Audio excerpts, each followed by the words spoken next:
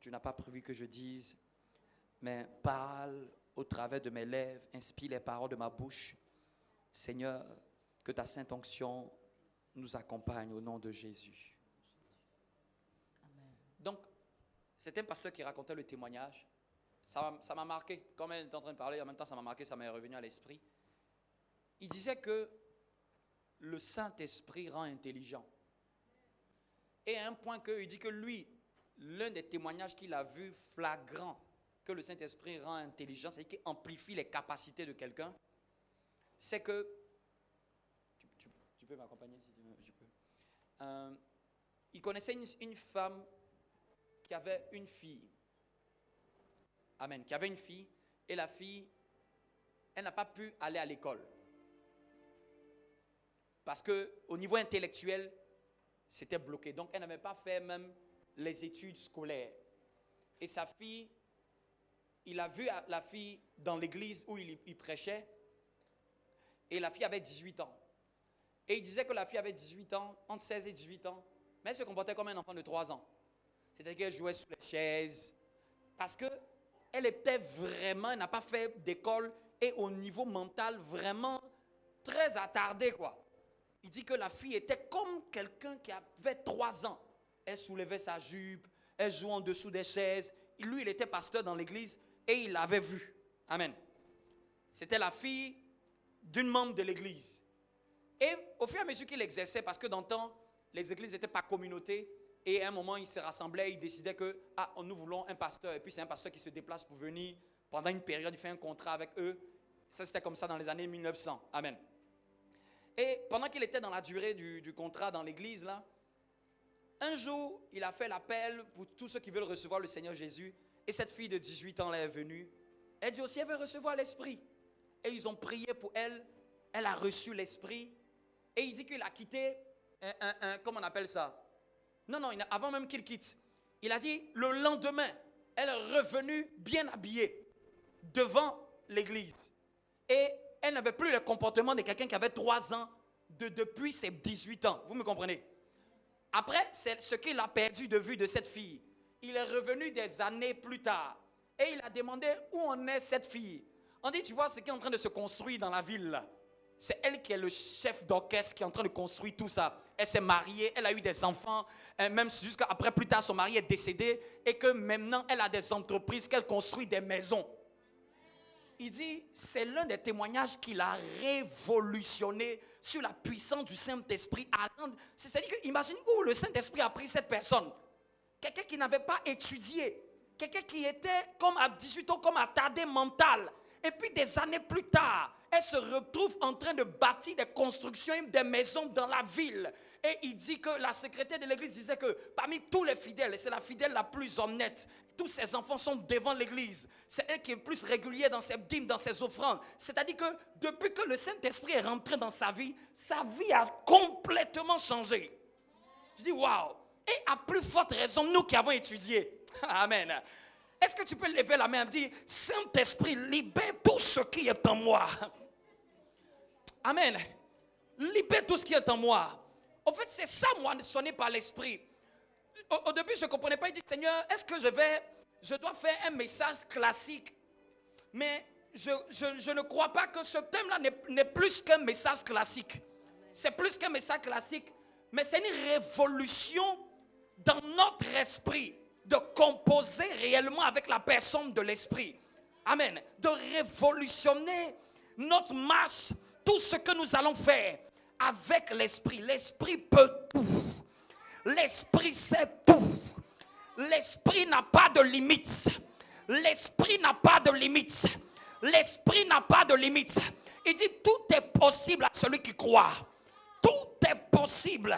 Quand on laisse l'Esprit, nous sommes trop conscients de notre mental. On est trop conscients de notre corps. Mais Dieu veut par ce message nous rendre conscients de l'Esprit. Nous rendre conscients de la dimension spirituelle. On est trop conscients de ce qu'on ressent. On est trop conscients. Et un témoignage encore. Une soeur était venue voir un pasteur en pleurs. Elle dit, pasteur, quelque chose ne va pas. Quelque chose ne va pas. À 2 heures du matin, le pasteur se disait que, elle dit, j'ai l'impression que je ne suis pas en bon terme avec Dieu. Et puis il s'est dit, bon, si tu as péché, va dans un coin, confesse tes péchés. Elle dit, non, je ne pense pas que j'ai péché, mais j'ai l'impression que je suis loin de Dieu. Il dit, mais comment ça? Et elle a commencé, et elle dit que je ne le sens plus. Je ne le sens plus comme avant. Il dit, et puis il dit, ah bon, tu as besoin de sentir Dieu? Il dit, tu as besoin de sentir Dieu? Moi, dans ma Bible, il n'est pas écrit, mon juste marchera parce qu'il sent. Il est écrit, mon juste marchera par la foi. Amen. Il est en train de faire comprendre à cette personne, à cette dame que tu n'as pas besoin de sentir. Parce que nous, parfois les chrétiens, on s'est dit que non, comme on n'a pas senti, c'est que Dieu n'est pas là. C'est que Dieu n'agit pas. Ça nous est tous arrivé. Parfois même, je peux dire, moi, dans une grande partie de ma vie, j'ai beaucoup prié sans rien sentir. Et parfois, il dit, mais Seigneur, pourquoi je ne sens pas quelque chose de spectaculaire? Au début, je pouvais me plaindre. Mais après, j'ai compris qu'en fait, le Saint-Esprit, il est en moi. Il me conduit par la foi. Je dois marcher par la foi. Quelqu'un me comprend? Amen. Par la foi en sa parole. Qu'est-ce que Dieu dit de sa parole? C'est sur ça que je m'appuie. Si j'ai péché, je me répands. Mais si je n'ai pas péché, je sais que j'ai en moi un esprit supérieur. Je sais que c'est l'esprit de Dieu en moi. Si je n'ai pas péché, je sais que lui et moi, nous sommes en bon terme.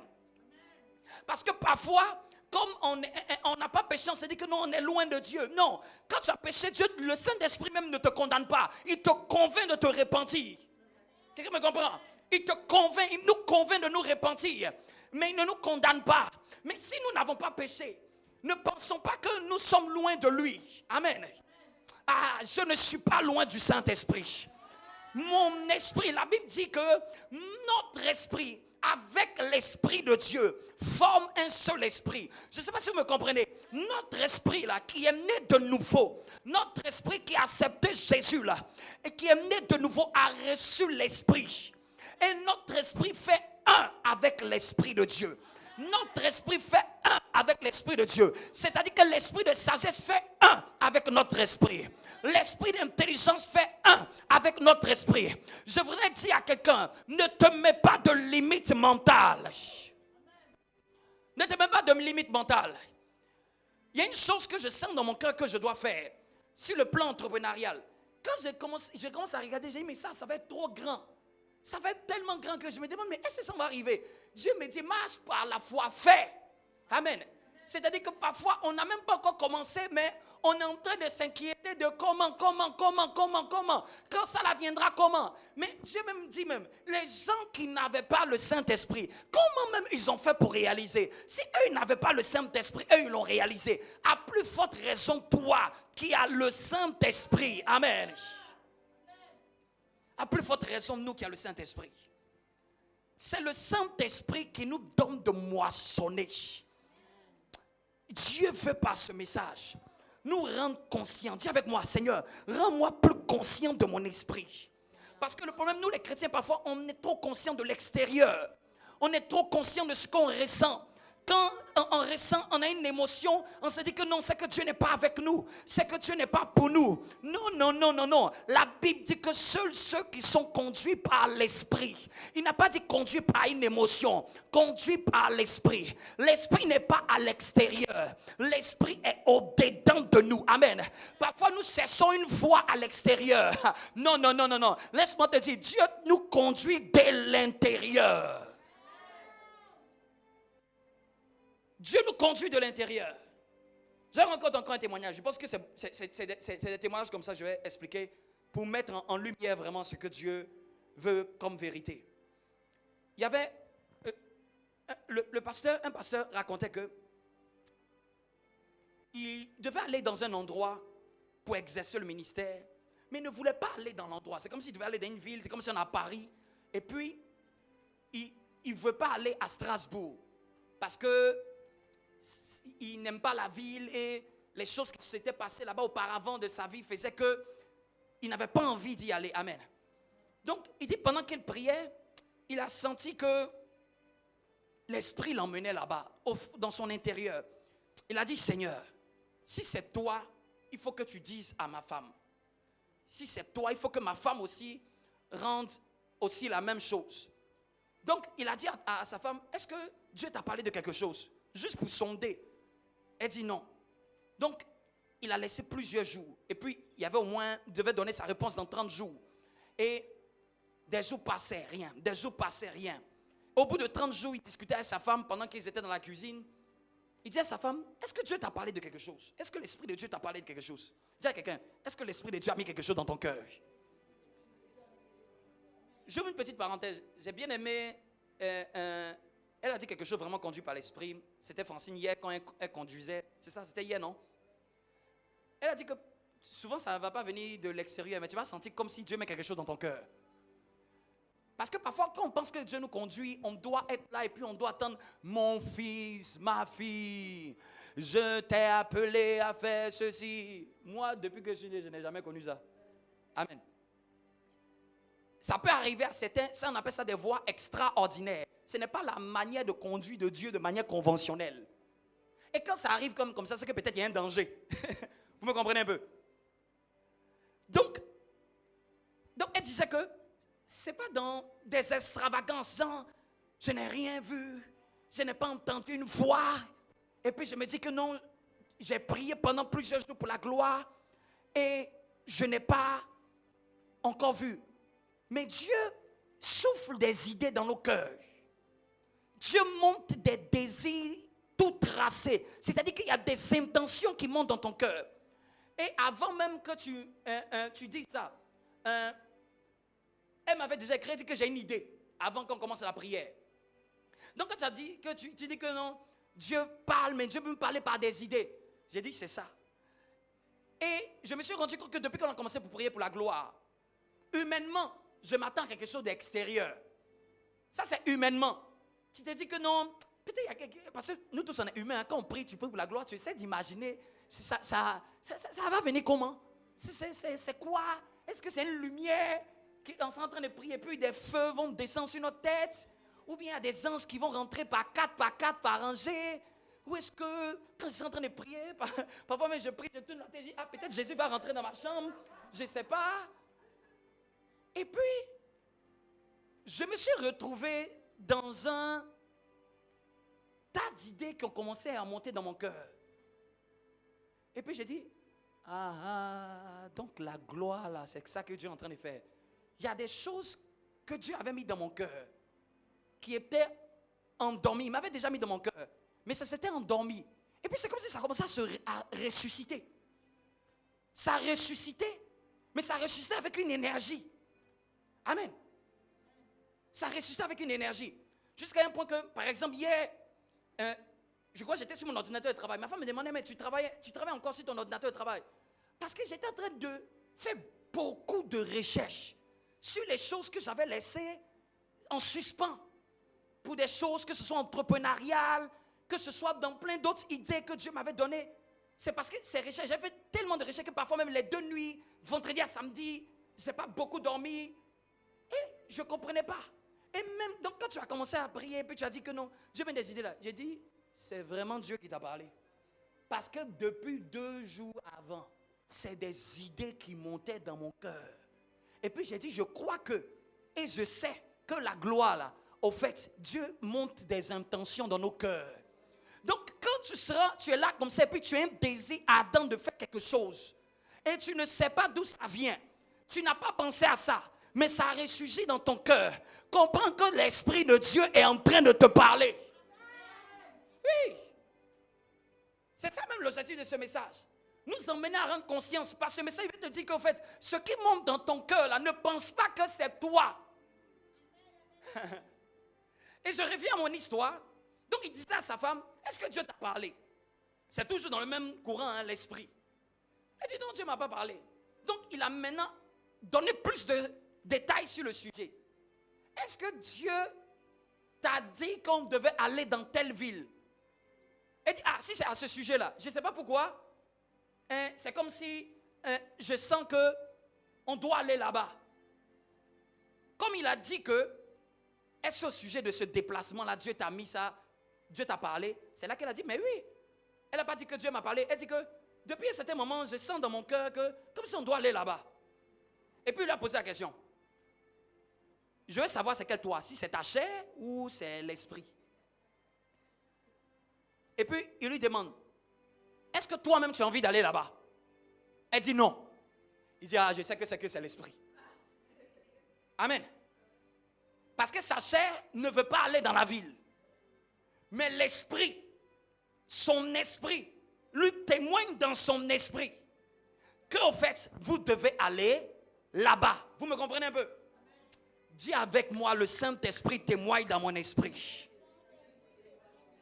On va lire ce verset-là. Kalabashata. Dans Romains.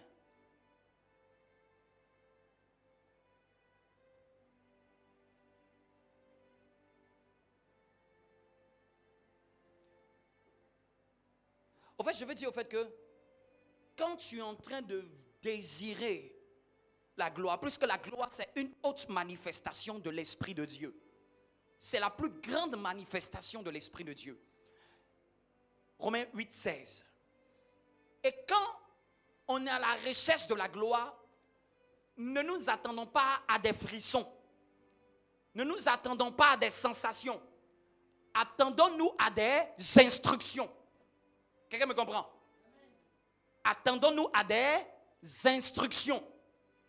Le Saint-Esprit est celui qui nous donne des instructions. Quelqu'un me suit? Chaque fois que le Saint-Esprit veut emmener un enfant de Dieu de l'avant, le Saint-Esprit lui donne des instructions. Dis avec moi, Seigneur, donne-moi d'être plus sensible à mon esprit. Mais ça commence par ça. Déjà, la sensibilité à son esprit. Parfois, dissocie tes émotions de ce que ton esprit te dit. Quelqu'un me comprend? Donc, j'ai dit que la gloire est la plus haute manifestation du Saint-Esprit. Et quand le Saint-Esprit veut emmener une église, un chrétien, à aller de l'avant, à aller de gloire en gloire, et que ce chrétien est en constante prière comme nous sommes en prière, le Saint-Esprit va manifester sa gloire par des instructions. Ça, c'est très spirituel de le comprendre. Parce que quelqu'un va se dire que non, ça doit être l'euphorie. Je dois sentir tout mon pied qui tremble. Et puis je dis, la gloire était là. Non, non, non. Le Saint-Esprit va déposer des instructions dans notre esprit. Romains 8, 16. Quelqu'un pour lire. Quelqu'un qui veut lire à haute voix. Romains 8, 16. Kalamashaya. Yes. L'Esprit lui-même rend témoignage à notre esprit que nous sommes enfants de Dieu. Amen. Donc, quand le Saint-Esprit va vouloir, j'ai dit la gloire, c'est la plus haute manifestation de l'œuvre de l'Esprit dans la vie d'un homme, dans la vie d'une femme, dans la vie d'une église.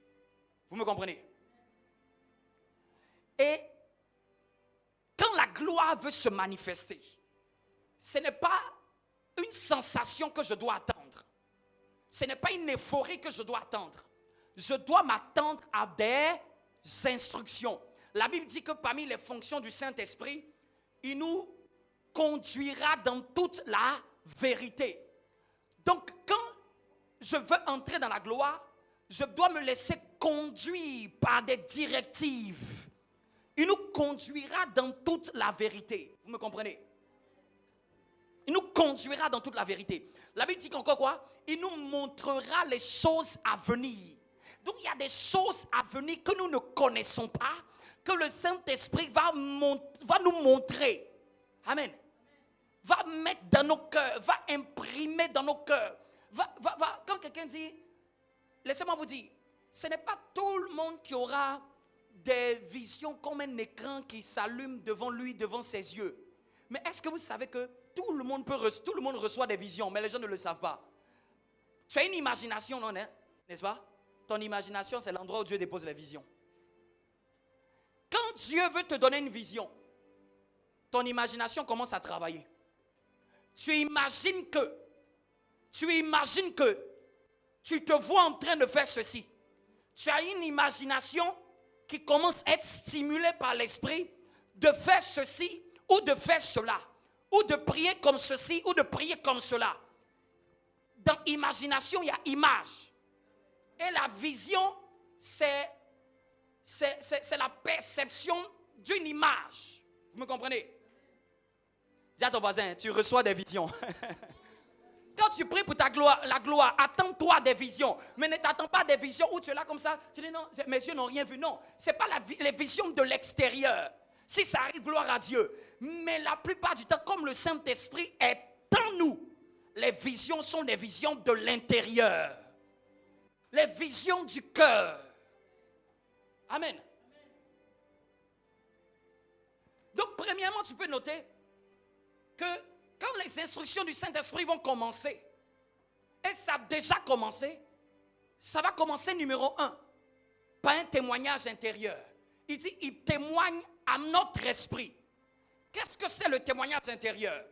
Le témoignage intérieur, c'est comme une certitude dans ton cœur de faire ceci ou de faire cela. Tu ne peux pas l'expliquer, mais c'est comme, vous voyez, un cachet qui se dépose au fond de toi. Une certitude, une conviction, un désir, mais que tu n'avais pas pensé avant. Si on te demande, est-ce que tu avais pensé avant à ça? Non. Amen. Et parfois, tu vas croire que c'est toi qui as pensé à ça. Parce que, comme le Saint-Esprit est dans notre esprit, parfois tu penses. Parfois tu penses. Et tu penses que tout ce que tu penses, nous pensons que tout ce que nous pensons, ce sont des pensées inutiles. Il y a des pensées qui sont des pensées venant de l'esprit.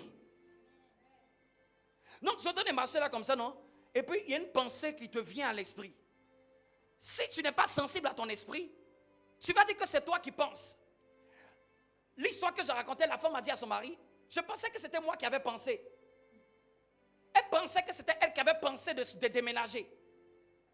Et puis, Dieu il lui demande, il veut questionner pour savoir, est-ce que le toi qui avait pensé là, c'est le toi de la chair? Parce que si c'est le toi de la chair, c'est que c'est ta chair. Et ce qui est à la chair ne mène à rien. Amen. Comment savoir le toi de la chair? C'est fabriqué par ce que tu vois. C'est fabriqué par ce que tu entends. C'est fabriqué par le SMS que tu as lu. Si une pensée te vient à partir d'une information, cette pensée-là n'est pas de Dieu. Amen. À partir d'une information, c'est-à-dire qu'elle est venue immédiatement que tu as eu à toucher quelque chose de physique, à voir ou à entendre. Vous me comprenez? Je donne un exemple. Tu entends que comment on appelle ça? Quelqu'un a une bonne nouvelle et tu es dans la joie. Cette joie-là, ce n'est pas la joie de l'esprit. C'est la joie due à cette information. Vous me comprenez? Mais maintenant, comment savoir quand c'est l'esprit? Quand c'est l'esprit, tu n'y avais pas pensé. Tu n'y avais pas pensé. Ça n'a pas été provoqué par quelque chose d'extérieur. Et parfois même, c'est contraire même à ce que toi-même tu aurais pensé. Quelqu'un me suit? Et si tu le mets à la loupe de la parole, tu vois que ça ne remet en cause rien de la parole. Et au contraire, tu trouves des éléments dans la parole de Dieu même pour t'encourager à faire cette chose. Quelqu'un me suit?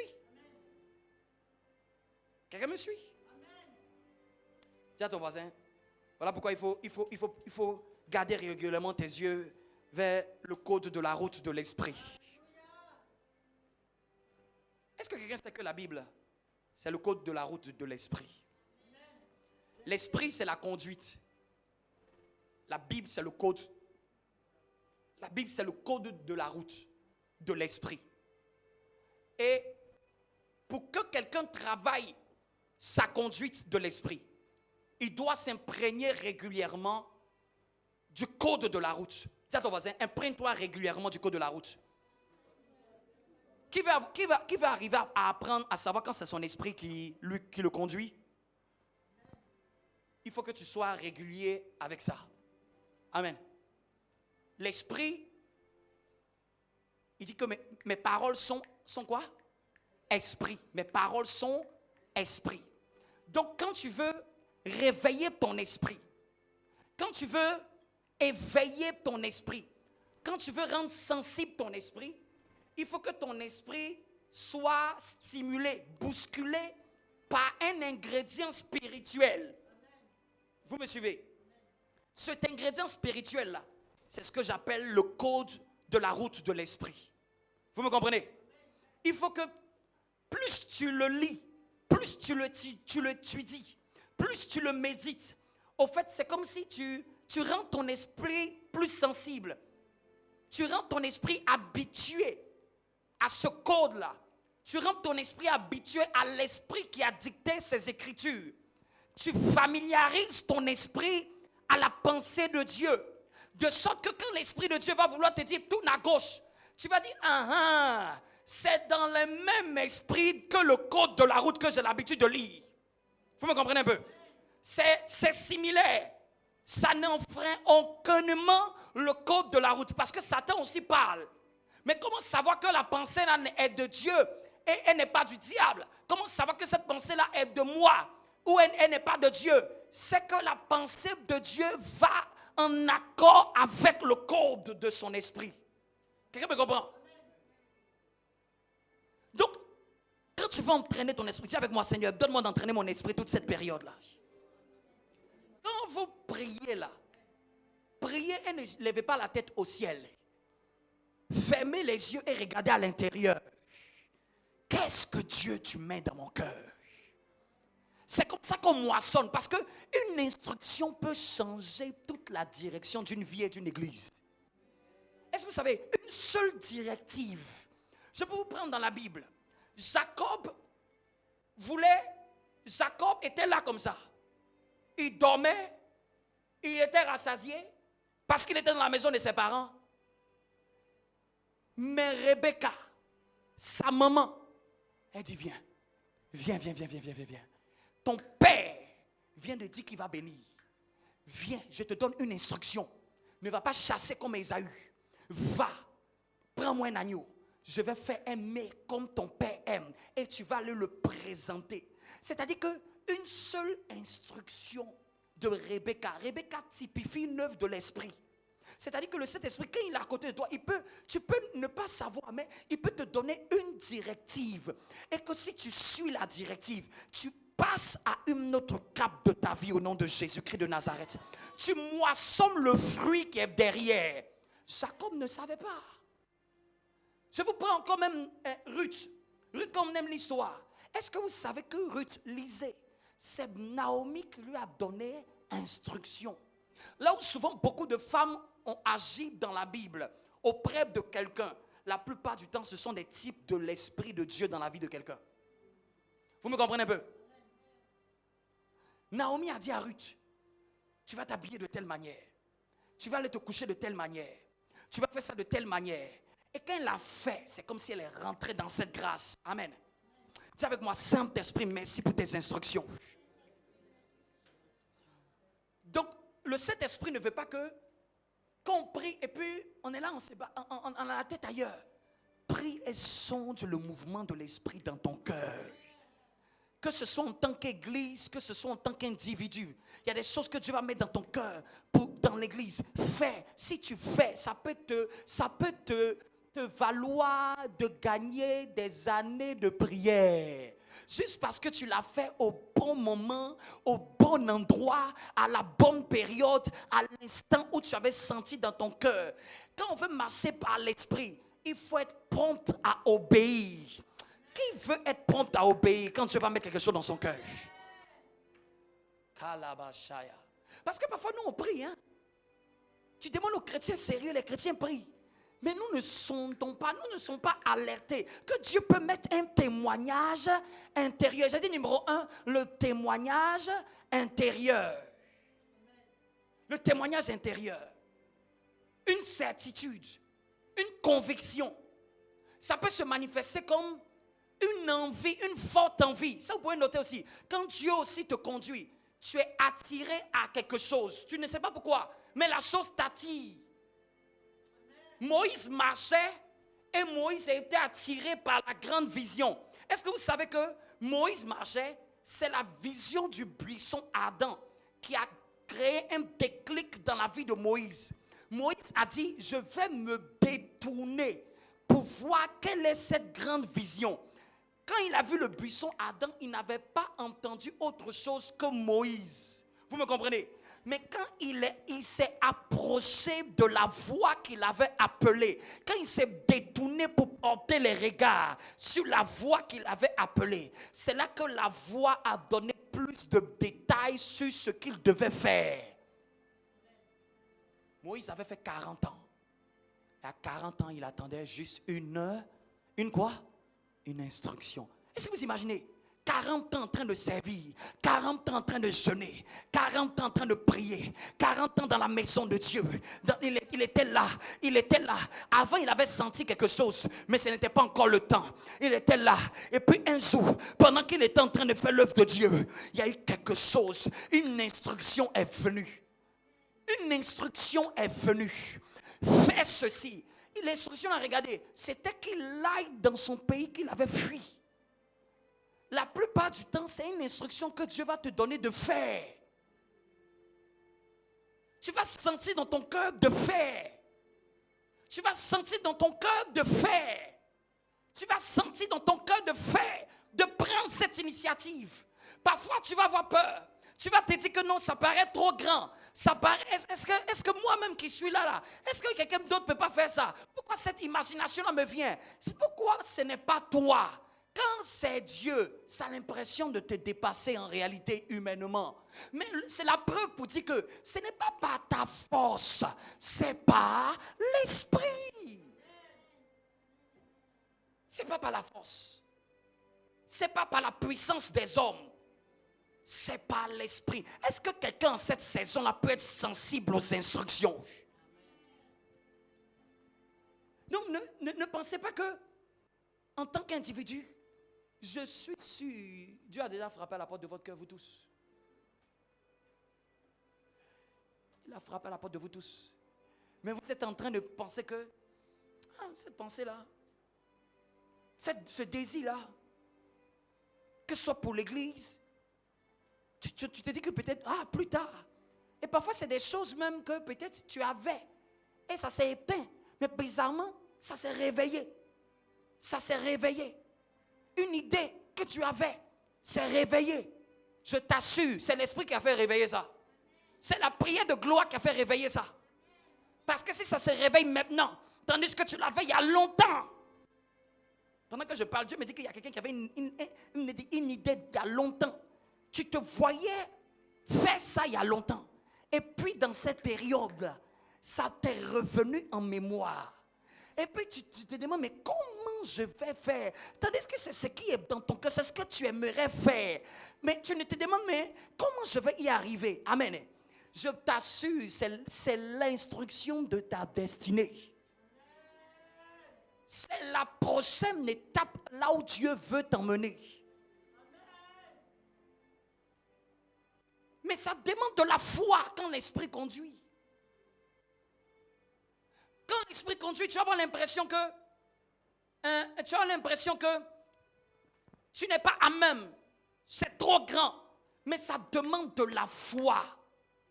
La foi, c'est-à-dire tu fais confiance. Tu te donnes les moyens. Et tu essaies petit à petit de travailler dans le sens de cette instruction. Dis avec moi, Seigneur, ranime, mets des instructions dans mon cœur. Dis avec moi, Seigneur, mets des instructions dans mon cœur. Donc, j'ai dit, par une conviction, ça peut venir par un désir ardent. Comprenez comment l'Esprit de Dieu conduit. Un désir ardent. Ça peut venir par un amour de quelque chose. Dieu commence à attirer, à mettre un amour dans ton cœur pour quelque chose. Nous tous, Dieu ne va pas nous faire aimer tous à la fois les mêmes choses. Il y a des choses où il y a des domaines. Tu ne sais pas pourquoi. Tu es curieuse. Tu as envie de connaître. Tu as envie d'en savoir un peu plus. Tu as envie de faire même. Tu as envie d'entrer dans ce domaine. Mais quand tu te regardes toi-même, tu te dis, mais ce domaine n'a rien à voir avec ce que même j'ai étudié. Ça n'a rien à voir avec ce que même moi et mes parents on a pensé. Parce que Dieu ne conduit pas selon nos pensées. Il dit, vos voix ne sont pas mes voix. Amen. Regarde-toi. Ce que l'Esprit de Dieu pense de toi est de très loin ce que tu penses de toi. Ce que l'Esprit de Dieu pense de nous, je vous dis, ce que l'Esprit de Dieu croit pour nous, parfois ça te surprend. Tu vas dire, mais Dieu, comment tu peux me faire autant confiance? Le Saint-Esprit croit plus que tu ne le penses. Le Saint-Esprit pense plus grand que tu ne le penses. Il ne voit pas comme tu vois. Parce que toi, tu vois humainement, physiquement, par rapport à ce que tes yeux peuvent compter. Mais le Saint-Esprit voit au-delà. S'il ne voit pas au-delà, s'il ne t'emmène pas à voir au-delà, c'est que tu n'es pas conduit par lui. La preuve que c'est l'Esprit qui conduit, ça dépasse toujours le porteur de la vision. Ça dépasse, ça a l'impression même de te dépasser. Ça a l'impression d'être trop grand pour toi. Ça a l'impression d'être trop gigantesque pour toi. Je vais vous donner un exemple. Ce que l'Esprit de Dieu met dans mon esprit. Je dis donc, ce que je fais là, ça va faire que demain je vais acheter des machines. Je dis, mais moi dans ma vie, là, je ne me suis jamais vu que je vais acheter machine. C'est que quand on dit que tu fais quelque chose pour Dieu, sur le plan business, c'est que tu deviens comme un industriel. C'est-à-dire que, je dis donc, je vais devenir comme un industriel. Moi dans ma pensée là, je n'ai jamais pensé à ça. Vous me comprenez un peu? Parce que vous savez c'est quoi un industriel? Un industriel, il claque des millions dans une affaire. Non, c'est que j'imagine. Donc, dans le scénario là, si je veux aller au bout là, ça fait que des années plus tard, je dois avoir des machines, je dois avoir des industries. Ça doit générer des millions. Je dis, c'est beaucoup. C'est grand. Amen. Et puis, ta tête discute avec toi. Est-ce que ce n'est pas toi qui es en train d'imaginer? Amen. Est-ce que ce n'est pas toi qui es en train... Je prie que Dieu élève ta vision au nom de Jésus. Je vous donne une idée même de ce que Dieu met comme rêve dans mon esprit pour vous montrer là où ça va. Et puis tu te regardes dans ton coin en France, tout le monde est salarié. Et puis Dieu te dit que tu peux devenir industriel. Amen. Et puis tu te demandes, mais comment ça va se faire? Et puis Dieu te dit, si les gens qui n'avaient pas le Saint-Esprit l'ont fait, toi qui as le Saint-Esprit, tu penses que tu ne peux pas le faire? Hein? Si quelqu'un qui ne prie pas en langue, quelqu'un qui vit dans le péché, matin, midi, le soir, occulte même parfois, arrive à se lever et à faire ça, à plus forte raison, un enfant de Dieu ou un de l'Esprit, il va même les dépasser. Je parle de toi, je parle de toi. Ne te limite pas à ce que tes pensées ni tes contemporains. Ne te vois pas comme les gens qui n'ont pas Dieu. Élève ta vision. Ne dis pas que c'est trop grand pour moi.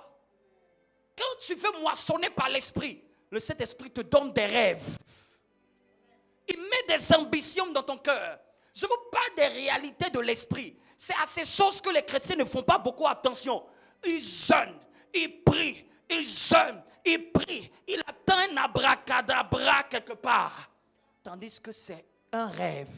Pendant que plus il est en train de prier, un rêve revient.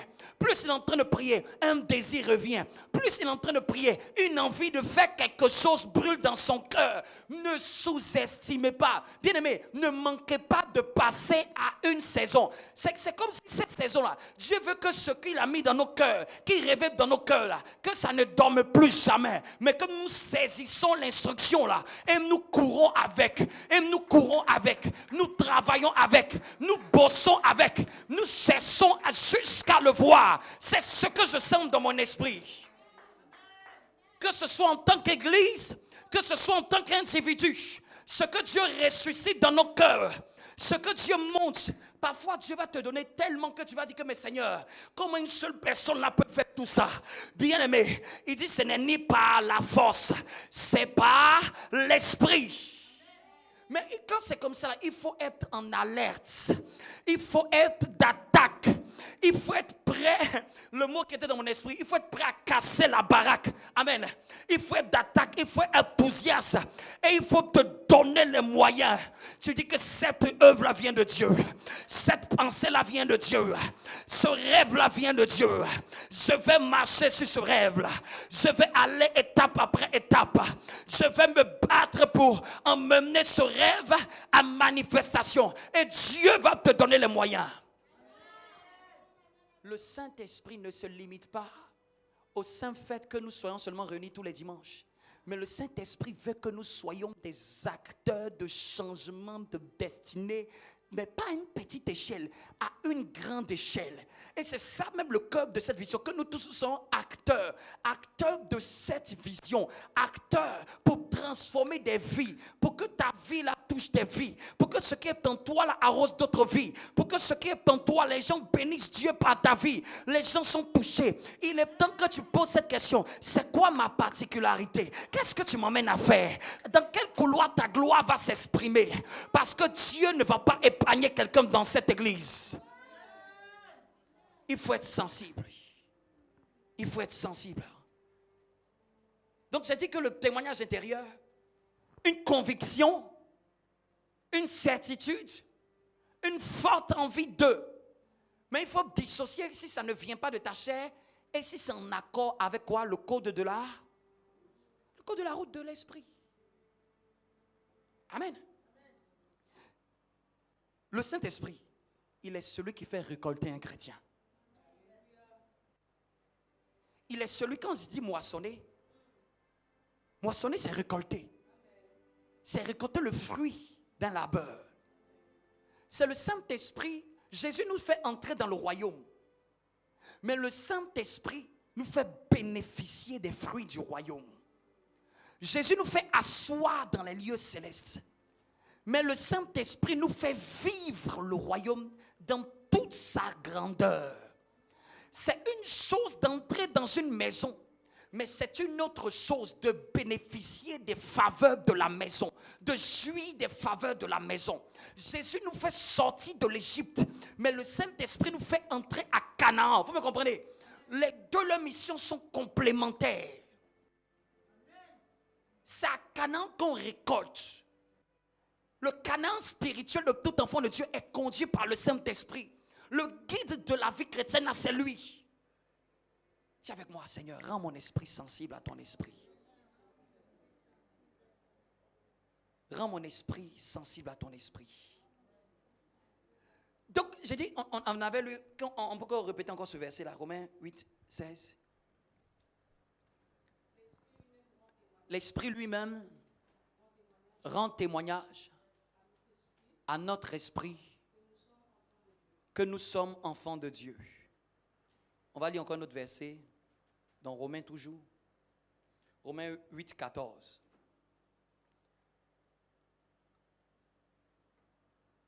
Romains 8, 14. Car ceux qui sont quoi? Car ceux qui sont conduits par l'Esprit de Dieu sont fils de Dieu. Amen. Regardez la mention. Tous ceux qui sont quoi? Conduits par l'Esprit. Sont fils de Dieu. Tous ceux qui sont conduits par l'Esprit. Donc le cap de cette saison-là, c'est une conduite totale par l'Esprit. En tant qu'Église, en tant qu'individu, c'est ce cap-là que nous sommes, sur lequel nous sommes focalisés, conduits par l'Esprit. Que dit l'Esprit? Que met l'Esprit dans nos cœurs? Que nous emmène l'Esprit à faire? Parce que c'est quand c'est conduit par l'Esprit qu'il y a des résultats probants. Vous me comprenez? On peut faire beaucoup de choses, mais rassurons-nous, est-ce que c'est conduit par l'Esprit? Dis à ton voisin, est-ce que tu es conduit par l'Esprit? Parce qu'au final, nous sommes tous chrétiens. Mais ce qui va faire la différence d'un chrétien à un autre, c'est qui est conduit par l'Esprit, qui ne l'est pas. Parce que quand tu es conduit par l'Esprit, c'est une recherche, c'est quelque chose à rechercher. Vous me suivez? C'est quelque chose à rechercher, nous tous, y compris moi, y compris toi. y compris l'Église, c'est quelque chose que nous devons mettre vraiment un point d'honneur, une conduite par l'Esprit. Parce que quand c'est par l'Esprit, Dieu ne te déçoit jamais. Amen. Dieu ne déçoit jamais. Donc j'ai dit que l'Esprit conduit. Un peu comme, vous voyez, on fait la conduite de la voiture. Mais l'Esprit conduit, et je reprends ce que j'avais dit, mais quand on conduit une voiture, on demande préalablement de faire quoi? Le code. Il faut maîtriser le code de la route. Donc, pour être mieux conduit, il faut s'assurer que ton cœur, ton esprit, comme je l'avais dit, ça tu peux noter, pour être conduit par l'Esprit, je dois m'assurer que je suis quelqu'un qui médite et qui lit régulièrement la Bible. Parce que la Bible, c'est le code. L'Esprit ne t'enseigne pas à connaître le code. Vous me comprenez? Quelqu'un peut savoir très bien conduire, mais il ne connaît pas le code de la route. Parce qu'il ne sait pas qu'ici, c'est un feu stop.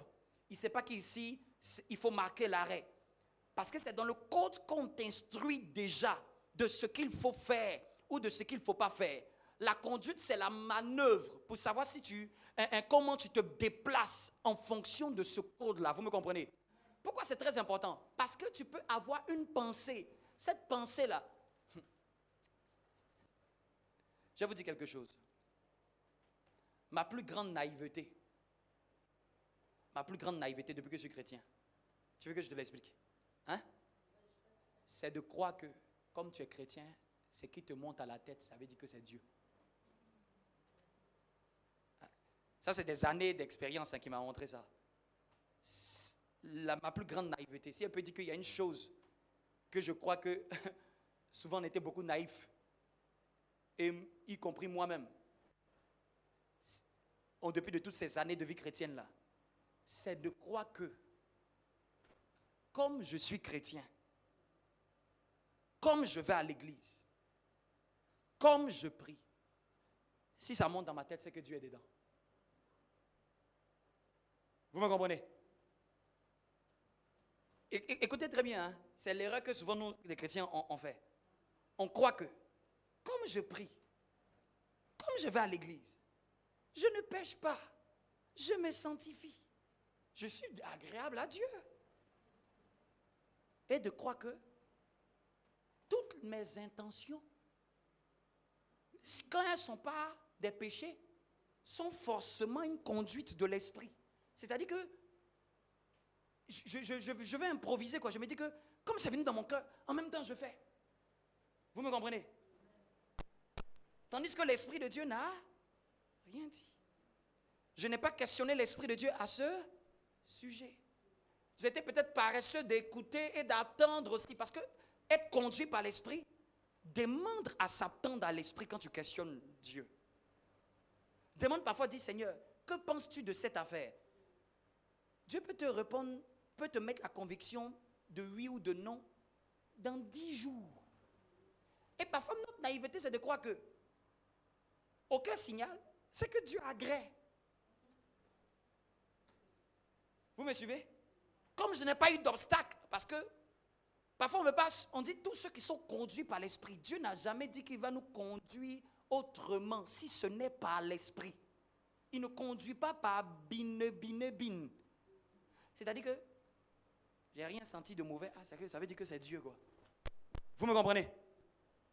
C'est pas parce que tu n'as pas senti, parce qu'on s'est dit que Seigneur, si ce n'est pas toi, tu dois mettre des oppositions. Ça, c'est le hasard.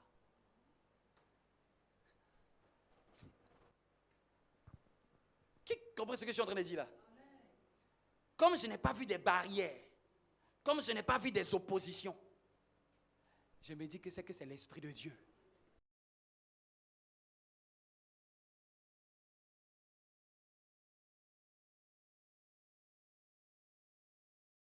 Pas par le hasard, pas par un ressenti physique.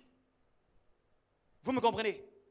Quand je parle de ressenti, je ne parle pas des ressentis intérieurs, je parle des sensations physiques. Ah, comme j'ai senti une sensation physique, ça veut dire que c'est Dieu. Ou comme je n'ai pas senti des sensations physiques, ça veut dire que Dieu n'est pas là. Non. L'Esprit de Dieu n'est pas sur nous constamment, il est en nous.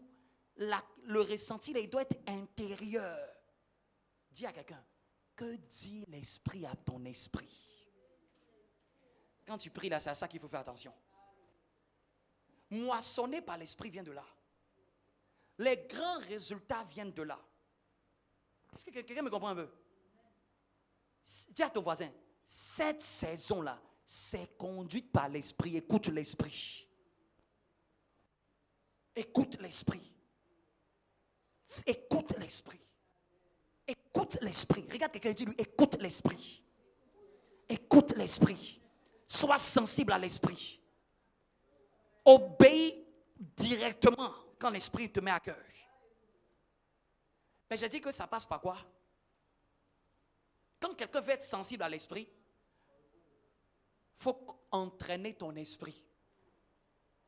Vous voyez, si quelqu'un veut avoir des muscles, il va à la salle de sport. Il entraîne son corps pour que son corps ait un état. Quand quelqu'un veut entraîner son esprit, il entraîne son esprit avec l'esprit de la parole. Pour que quand l'esprit va donner une directive, au fait, tu sais que c'est de mon esprit. C'est pas mon mental. C'est pas mes émotions, ça. Ça, c'est pas ma chair. C'est plus profond que ça. Tu sais discerner que c'est l'esprit. Je ne sais pas si vous me comprenez. Mais ce discernement-là n'est évident que si ton esprit est sensible. Et comment rendre ton esprit sensible? C'est ce que j'ai dit par comment on appelle ça? Le code. Parce que l'esprit ne fait rien sans la parole. Ça, c'est la première des choses. Deuxième chose pour rendre sensible notre esprit, c'est de prier beaucoup en langue. La prière en langue, ça permet que ton esprit travaille et que ton intelligence se calme. Vous me comprenez? De sorte que quand l'Esprit de Dieu va te donner une directive, tu dis que ça c'est mon esprit, ça c'est pas mon intelligence. Vous me comprenez? Mais pour que ce réflexe-là, là je parle vraiment de quelque chose de pratique, pour que c'est un réflexe. Et c'est le réflexe qui manque à beaucoup. Et parfois, on s'y perd. Mais c'est un entraînement de ton esprit, de sorte que quand c'est l'esprit, tu sais que c'est l'esprit. Donc, j'ai dit, la parole. La parole, là, tu peux faire beaucoup de choses avec. La déclarer, la méditer, la lire, la revoir constamment. Vous me comprenez? La parole, il y a beaucoup de manières comment on appelle ça? D'utiliser la parole. Mais fais quelque chose avec la parole. Murmure-la, déclare-la, médite-la. Tu peux même la répéter. Vous me comprenez? Parfois même, tu peux même te dire, mais quels sont les versets que je connais? Et puis tu essaies de le dire même de tête. Tu es en train de méditer. Parce que tu repasses des vérités dans ton esprit. Tu entraînes ton esprit à l'esprit de la parole. Là, je parle de manière pratique, vous me comprenez? Et j'ai dit, deuxièmement, par la prière en langue. Quand c'est la prière en langue, là, n'attends pas seulement quand soit ton temps de prière. Prie en langue partout. Ça fait que ton esprit reste en éveil. Ton esprit reste en réveil. Mais tout ça, là, c'est pour que quand l'Esprit de Dieu va te donner une conduite, tu dis, Dieu vient de me parler. Vous me comprenez? Dieu vient de mettre quelque chose dans mon esprit. Que ce soit la prière en langue ou l'adoration, la louange, la reconnaissance à Dieu. Donc la parole, la prière en langue, l'adoration, ça éveille notre esprit. Quand tu es un chrétien, tu as l'habitude d'adorer Dieu. Tu as l'habitude d'adorer Dieu. Ça éveille ton esprit. Ça éveille ton esprit. Mais le but, c'est quoi? Le but, c'est d'être conduit. Ça, ce sont des préalables. Mais ce n'est pas ça le but. Tu peux prier, mais tu ne sais pas c'est quoi le but. Le but, c'est que je m'attends à des instructions. Et puis quand tu t'attends à des instructions, là, ne t'attends pas à des voix. Ne t'attends pas à des voix. Moi, depuis que je suis chrétien, je n'ai jamais entendu une voix. Mais j'ai été beaucoup conduit par Dieu de manière surnaturelle. Vous savez quoi? Dieu montre à chaque fois des désirs dans mon cœur. Des désirs montent dans mon cœur, des intentions. Des intentions. Quelles sont les intentions que Dieu montre dans ton cœur? Parfois même Dieu stimule ton imagination. Tu es là comme ça, et puis tu as une imagination qui paraît débordante. Tu as l'impression que tu es en train d'imaginer un scénario là. Et puis ça te paraît trop comme un rêve. Est-ce que tu sais que parfois c'est une vision que Dieu est en train de te donner? Et tu as dit, oh mais moi j'imagine trop, machin. En fait, tu n'es pas en train... On dit imagination, c'est l'endroit où se reposent les images. Tu veux que quand Dieu te donne des visions, il dépose ça où ça? Il les dépose dans ton imagination. Donc tu imagines en train de te voir en train de faire ceci. Tu imagines, c'est comme ça que Dieu commence déjà. Hein? Tu imagines en train de te voir faire ça. C'est comme hier quand j'étais en train de prier. Je priais comme ça. L'image de la sœur Aurélie est venue dans mon esprit. Donc quand c'est venu dans mon esprit, en même temps cette image est passée. Et puis en même temps, j'ai vu l'image de deux images de personnes de ses parents. Sa mère avec son frère. Et puis j'ai compris que on va prier pour les deux. Amen. Si tu as dit que Dieu m'a parlé, tu as encore que j'ai entendu une voix. C'est une image. C'est-à-dire que je priais, je ne pensais pas, elle était en train de prier, son image apparaît dans mon esprit. Donc quand ça apparaît, je sais que Dieu, il y a quelque chose. Non, je me mets à prier encore, et ça passe. Et je comprends que c'est une implication liée à elle. Vous me comprenez un peu? Et j'ai envie de te dire que non, Dieu m'a dit qu'on doit prier pour telle personne. J'ai dit, mais comment Dieu lui a dit ça? Je n'ai pas entendu de voix. Mais tu sais quoi? Ça pouvait venir dans ton esprit, une telle chose te concernant. Mais tu sais quoi? Tu as dit que c'est un truc qui est venu juste comme ça dans ma tête. Ça demande beaucoup de foi. Je vous dis, pour que même je te le dise là, et que je croie que c'est Dieu, ça demande beaucoup de foi. Parce que ça n'avait rien pour attirer les gars. Ce n'était pas venu pour me brusquer, pour dire, hey, il faut que tu saches que tu dois prier. Oh non, non, non, non, non, non, non. C'est venu et ça a disparu. Mais il faut que maintenant, je comprenne que c'est comme ça que Dieu compose. Mets la main sur la tête. On a parlé de la gloire, non? Quand tu t'attends à la gloire, attends-toi à des images que Dieu te donne. Je dis ça, Dieu est en train de nous donner ce message pour que quoi? Tu ne t'attends pas que non, il y a un truc qui descend du ciel, il y a la flamme. Et Dieu vous a déjà donné des images ou rappelé des images. C'est ce qu'il me dit. Mets la main sur la tête. Dis-lui, Seigneur, mets des images. Mets des images. Mets des images, des choses que je dois accomplir. Que ce soit pour l'église, que ce soit pour ma propre vie. Mets des images. Donne-moi d'avoir foi en ces images. Donne-moi d'avoir foi en ces images. Donne-moi de ne pas douter. L'Esprit de Dieu me dit, il dit qu'il parle beaucoup à ses enfants. Mais parfois, on se dit que comme ce n'est pas venu de manière extravagante, parce qu'on s'est tellement fait, on s'est tellement vu petit, on s'est dit, ah non, c'est pas comme les prophètes là. Et puis il est là comme ça, il t'a dit non, hey, j'ai vu un truc. On s'est dit que comme ce n'est pas comme ça, c'est que non, Dieu nous a oubliés. Dieu ne nous parle pas, Dieu ne nous guide pas. Et puis il n'a pas dit que ceux qui sont conduits par les prophètes, il dit ceux qui sont conduits par l'Esprit. Amen.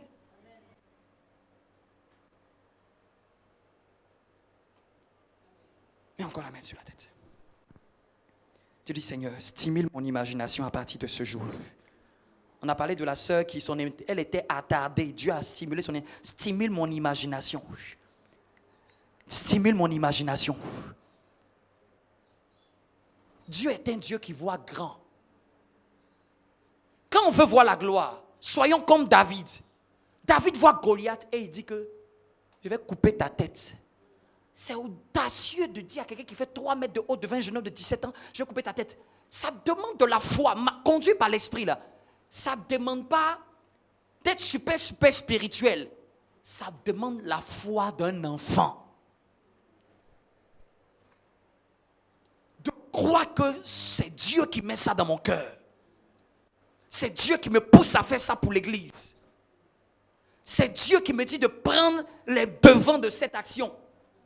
C'est Dieu qui met cette idée-là dans mon cœur. Surtout même quand tu sais que humainement, toi-même, tu ne veux pas faire ça. Oui. La plupart, souvent, des grandes choses que Dieu veut nous amener à accomplir. Si Dieu te dit, en général, tu n'as jamais pensé, tu ne veux même pas le faire. Souvent, là où tu es pressé de faire, là, souvent, c'est là l'esprit ne t'attend pas. Mais c'est là où tu ne veux pas.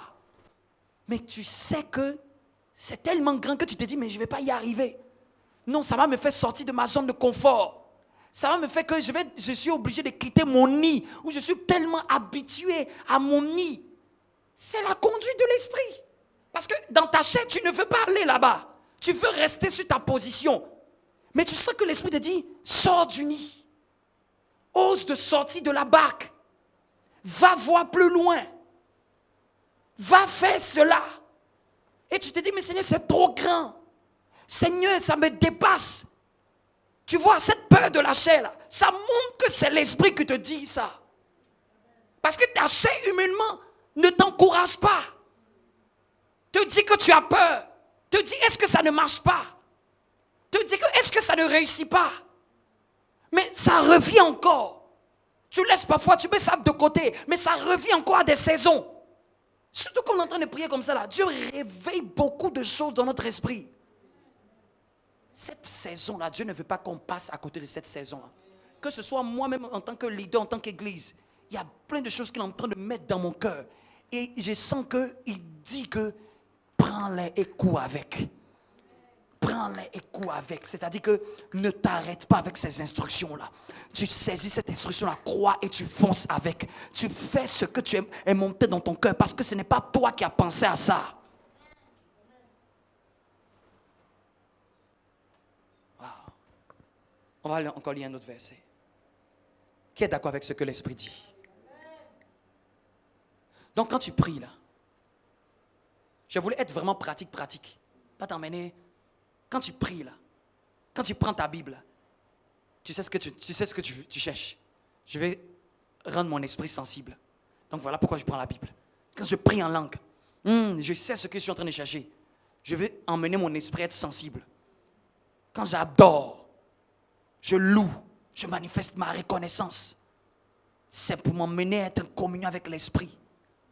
Pour que mon esprit soit sensible au final à des directives. Et quand des directives viennent dans mon cœur, je dois avoir la foi. Une des paroles qui monte beaucoup dans mon cœur, tout est possible à celui qui croit. Chaque fois que je sens une crainte de dire, mais c'est trop grand, cette parole-là revient dans mon cœur. Est-ce que tu sais que tout est possible à celui qui croit? Tout. Est-ce que tu sais que tout est possible à celui qui croit? Si tu le crois, c'est possible. Il faut juste croire. Quand tu pries, même pour une circonstance, pour une situation, crois. Je vais vous donner un témoignage d'une sœur. Elle n'est pas de notre église, mais elle traversait un moment difficile parce qu'elle avait un enfant, elle n'avait pas de travail, elle sortait d'une relation compliquée, donc elle se retrouve avec un appartement à payer, pas de travail, avec un enfant à charge, et la voilà sans rien. Donc, je lui disais, bon, dans ton église, il n'y a pas de social, machin, pour qu'on te dépanne un peu. Non, il n'y en a pas. Donc, quand elle me connaissait, elle me prend comme vraiment un mentor. Je lui dis, ta situation est compliquée. Donc, je lui donnais des directives, prie comme ça, prie. Elle a prié depuis janvier. Elle cherchait à faire une formation. Elle priait. Donc, parfois, quand elle finit de prier, je dis, bon, elle m'appelle un jour, elle dit, déclare une parole. Je déclare une parole. Elle avait vécu pendant des années. Elle n'a jamais eu une stabilité professionnelle. C'est-à-dire que le travail, là, c'était comme si ça en était enlevé, même ça dans la famille. Elle a eu une amie qui l'a connectée. Elle dit qu'il y a un poste à notre entreprise. On va envoyer ton CV là-bas. Quelqu'un part en maternité. On donne son CV. Tout le monde dans l'entreprise dit que c'est elle. Le chef de l'entreprise dit, il a pris quelqu'un d'autre. Donc elle vient de me dire, donc à chaque fois elle priait, elle persévérait. Je lui donne une directive, prie, jeûne, reste en prière, n'arrête pas. Donc janvier, février, mars, donc les mois passaient. Donc le travail où elle devait avoir, là, où c'était sûr, où quelqu'un même a dit, donne ton CV, on va donner là. L'emploi, le chef là, il allait chercher quelqu'un d'autre pour te montrer à quel point que le travail même l'a fui quoi. Hey, non, ça l'a découragé, dépité jusqu'à, j'ai dit, un jour je me suis assis, j'ai dit, mais Seigneur, qu'est-ce qu'il y a dans sa famille même? Hey, comment quelqu'un peut avoir autant être freiné, tandis qu'elle est née en France ici, elle a fait des études, c'est-à-dire qu'elle est née ici, elle aime Dieu, ça veut dire qu'elle est pécheresse, elle aime Dieu, elle croit en Dieu, elle sert à l'église. Mais ça m'a appris une grande leçon, hein, que tu ne peux pas chercher Dieu et Dieu ne fait pas. Tu ne peux pas. Elle m'a fait sortir au bout de cela. Elle dit, moi avant, je croyais que j'avais entendu. C'est la personne là qui m'a dit, elle m'a fait sortir ça au téléphone. J'avais entendu. Mes yeux l'ont vu. Qu'est-ce qui s'est passé? L'emploi où on a pris quelqu'un d'autre là. La personne a fait faux bon, on n'est pas venu.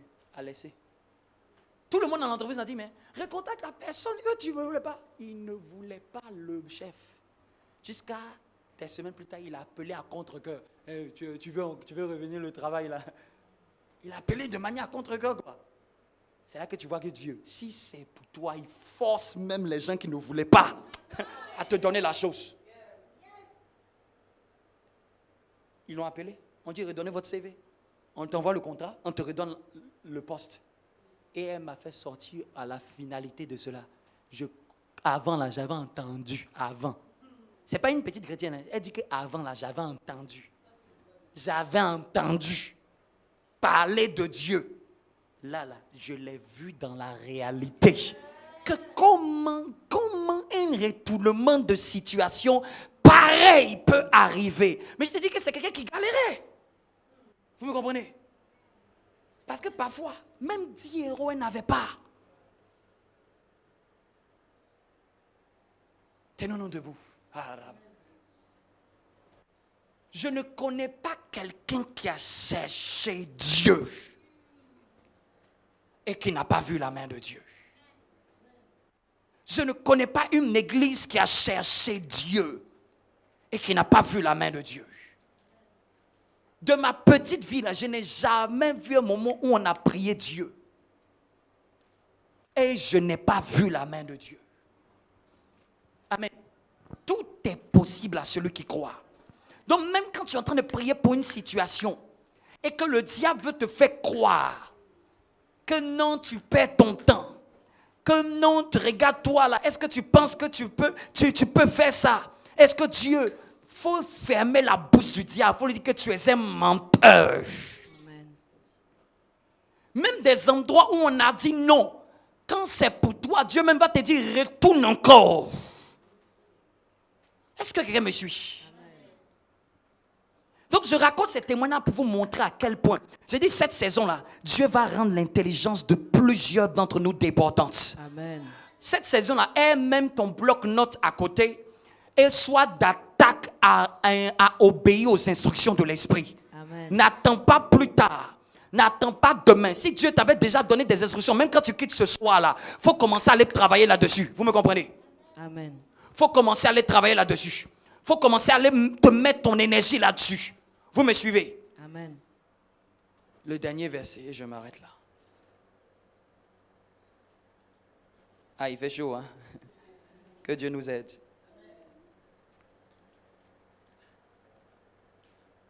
Romains 8, 18. J'aime Romains. Je suis tombé amoureux de Romains 8. Je l'appelle le chapitre de l'esprit. Parce qu'on dit, je ne sais même pas le nombre de fois que Paul cite le nom l'esprit dans ce chapitre. L'esprit, l'esprit, l'esprit.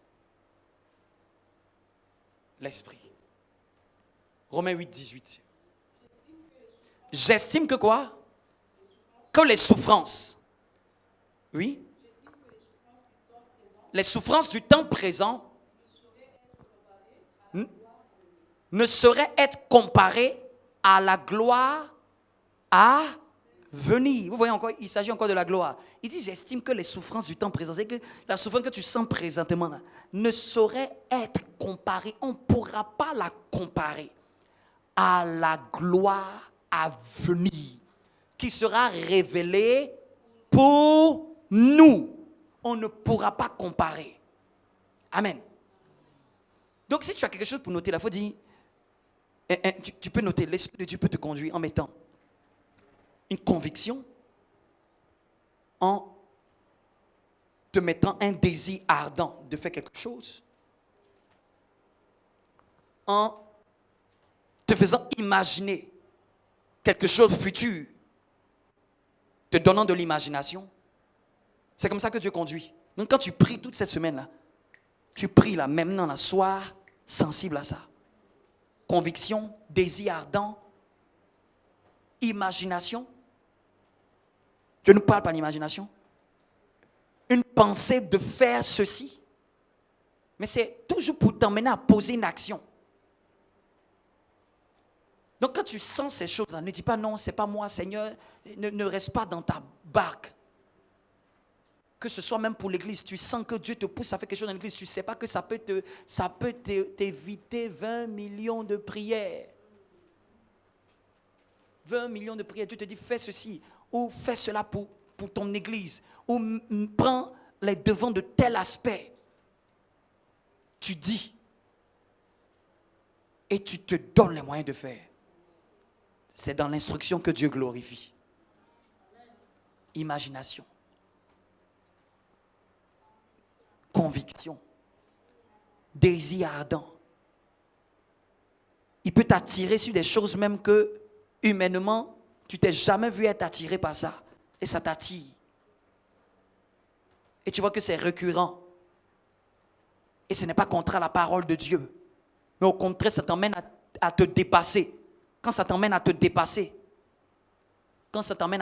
à sortir de ta zone de confort, ça t'emmène à développer d'autres compétences.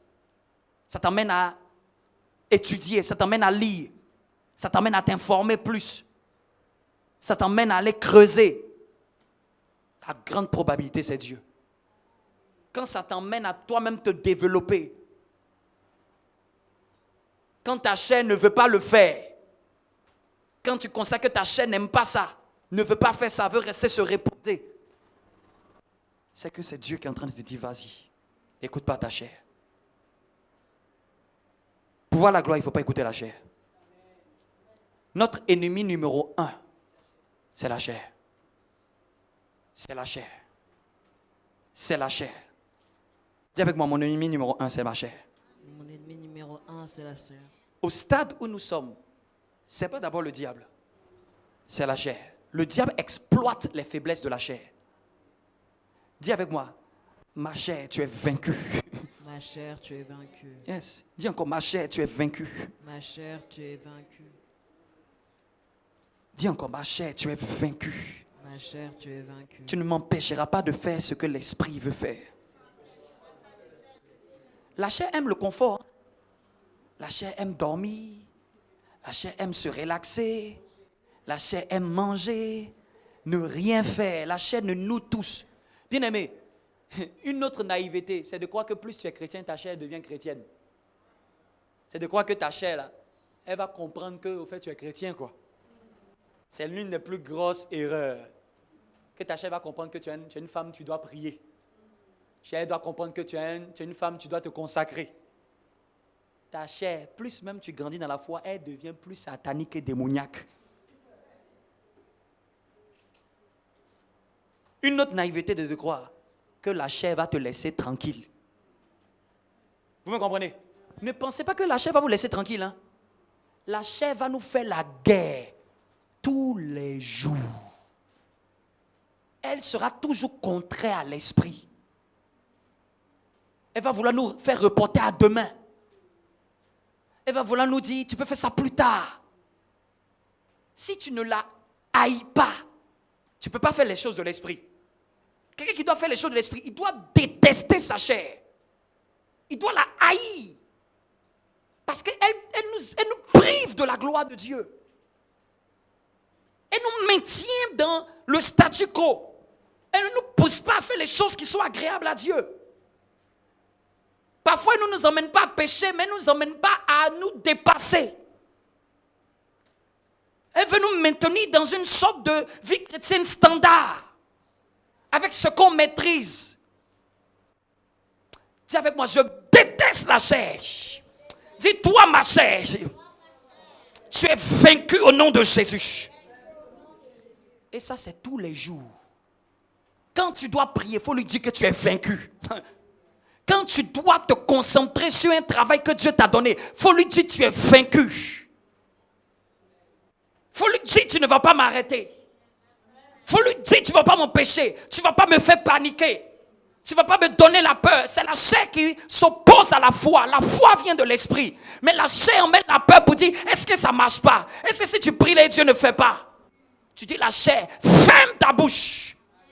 Dis ma chair, tais-toi. Tais-toi.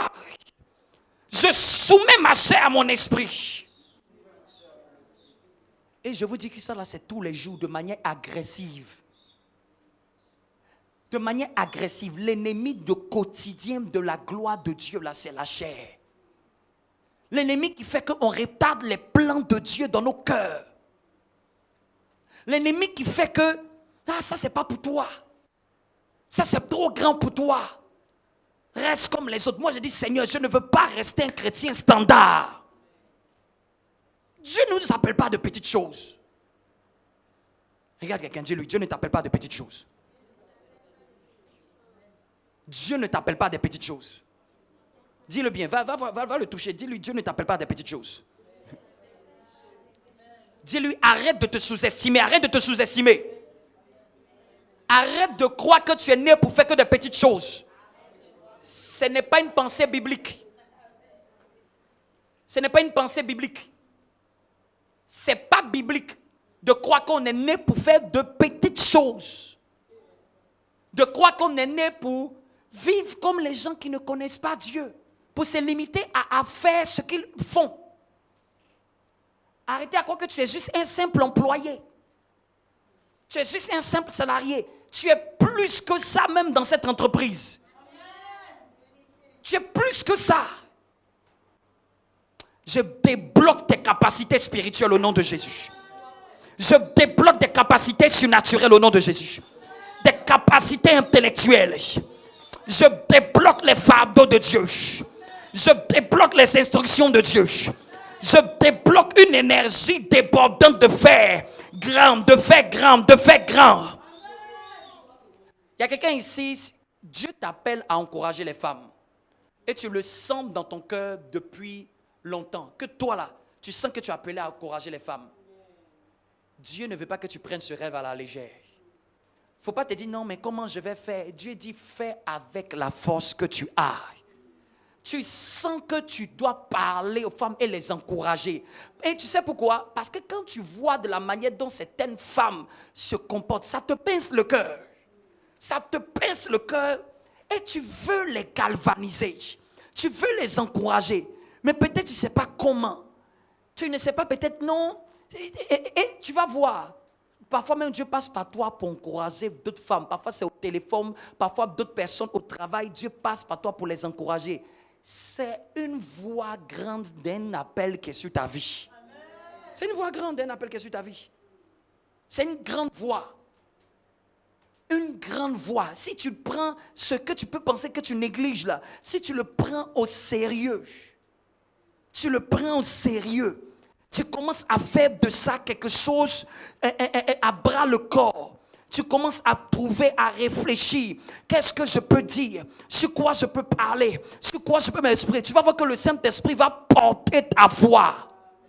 Mais parfois j'entends cette voix comme Gédéon. Non, mais je suis le plus petit de ma famille. Non, je suis la plus petite tribu. Non, Dieu dit fais avec la force que tu as. Fais avec la force que tu as. Fais avec la force que tu as. Prie avec moi. Demande au Saint-Esprit.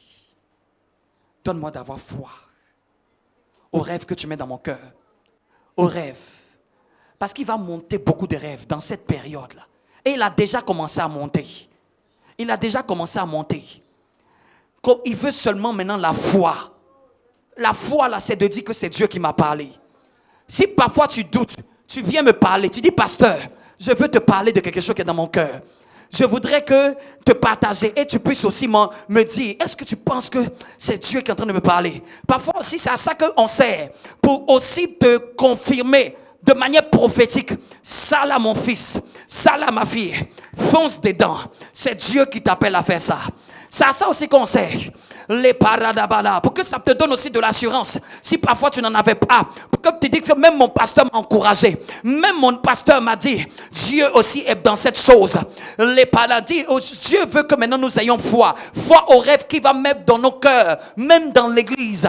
Dans l'église, chacun d'entre nous, Dieu veut que chacun d'entre nous porte des choses à bras le corps, porte des aspects par rapport à la couleur de sa destinée, des aspects, et que tu dises, pasteur, dans l'église, à moi je sens que c'est ce domaine-là que je dois leader, que je dois gérer, que je dois entreprendre, que je dois travailler, que je dois structurer. Et tu m'en parles et je t'accompagne à ce que ce qui est dans ton cœur, tu puisses l'exprimer. J'ai vu un jeune, il était dans l'église d'un pasteur connu.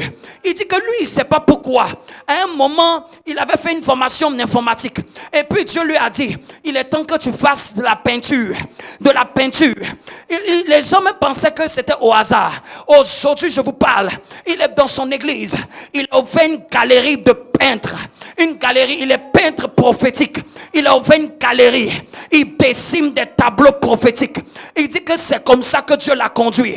Les chrétiens achètent ces tableaux. Et les chrétiens sont bénis.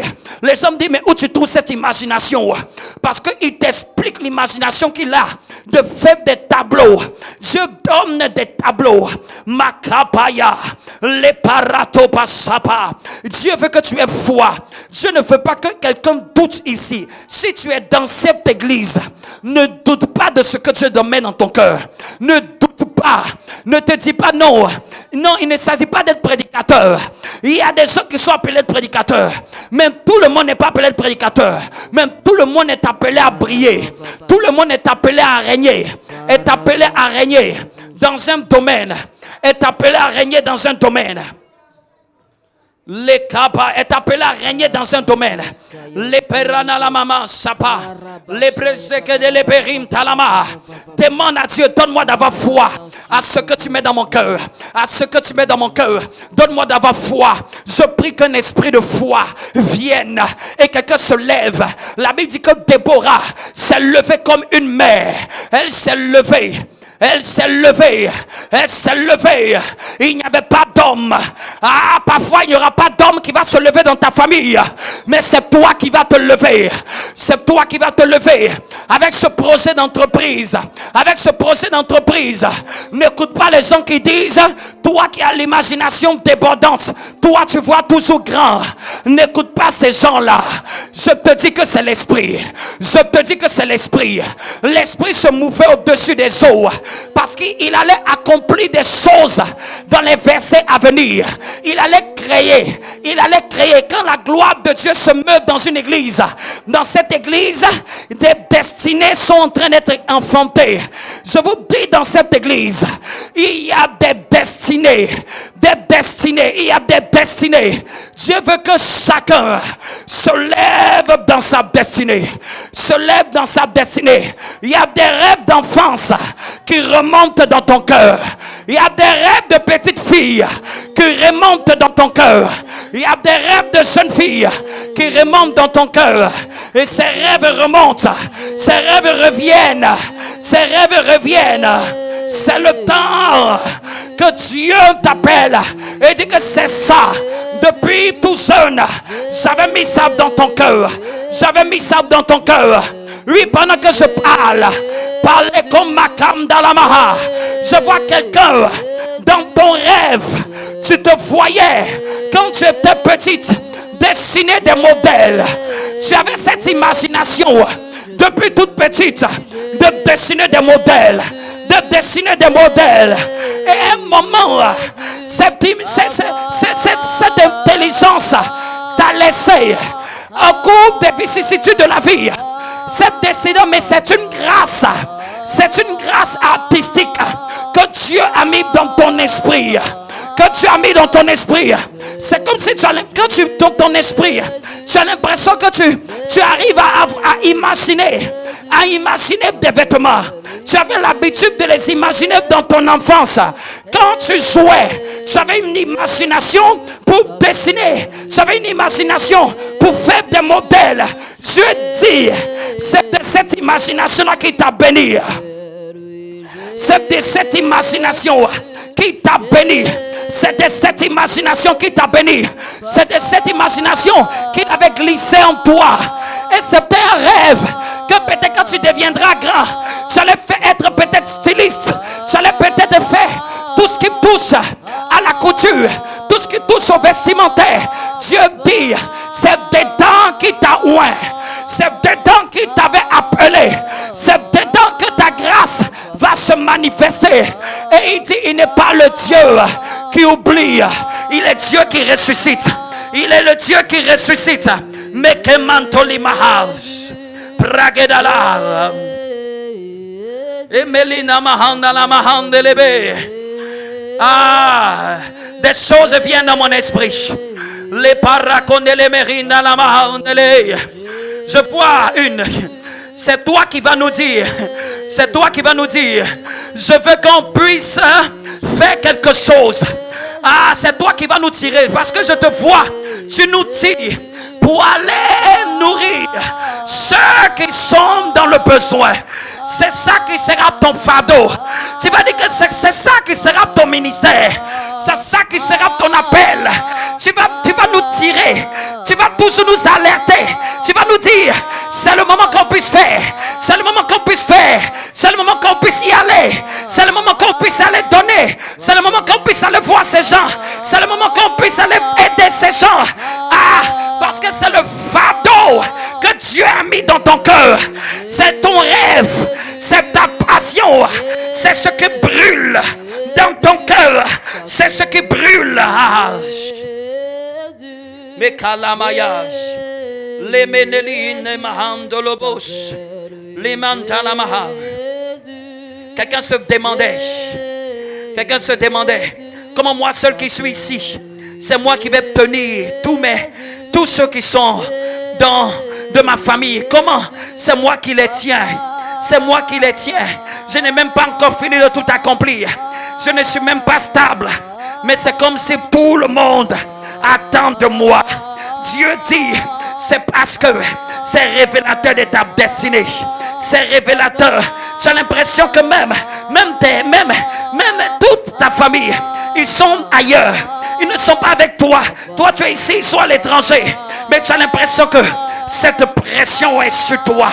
Ah, parce que dans ta destinée, tu es censé les prendre en charge. Ta montée est censée les prendre en charge. Est censée les mettre à l'abri. Mantala manger. La foi. La foi. La foi au rêve de Dieu. Église, ayons foi au rêve de Dieu. Ayons foi au rêve de Dieu. Ayons foi. Regarde ce qui monte dans ton cœur. Ce que le Saint-Esprit te rappelle. Ne pense pas que c'est ton imagination. Ne pense pas que c'est ton imagination. C'est le fruit. C'est le fruit de la pensée de Dieu. Ne te dis pas comment. Aie foi. Aie foi. Aie foi. Car dans une église, c'est des rois qui doivent sortir. Des rois, ce sont des gens qui règnent dans un domaine de leur destinée. Dieu appelle des rois. Dieu appelle des reines à émerger de ce lieu. Mais Kalamaya.